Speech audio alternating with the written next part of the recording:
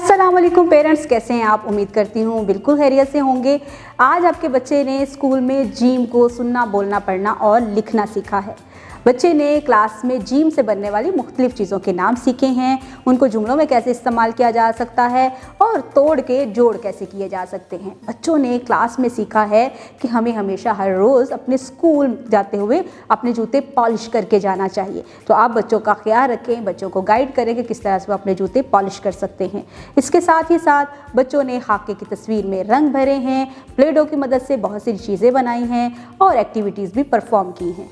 आप बच्चों को तमाम तर एक्टिविटीज़ करवाएं। इसके साथ ही आपकी डायरी में बच्चों के लिए होमवर्क भी है जो कि जवेद पब्लिशर्स की तरफ से मुहैया करदा वर्कबुक से दिया गया है। आप बच्चों को अपनी निगरानी में होमवर्क करवाएं और एक एक्टिविटी करवाएं जो कि है घर में बहुत सारी चीज़ें हैं, उनके नाम बच्चों को बताएं और जो चीज़ें जीम से शुरू होती हैं उनकी गिनती करवाएं ताकि बच्चे बेहतर तरीके से जीम को अपनी रोज़मर्रा ज़िंदगी में जुमलों में और चीज़ों में इस्तेमाल कर सकें। उम्मीद करती हूँ आपने इस वीडियो से बहुत कुछ सीखा होगा। मज़ीद सीखने और जानने के लिए हमारे साथ रहिएगा। मिलते हैं अगली वीडियो में, तब तक अपना बहुत सारा ख्याल रखिएगा। खुदा हाफिज़।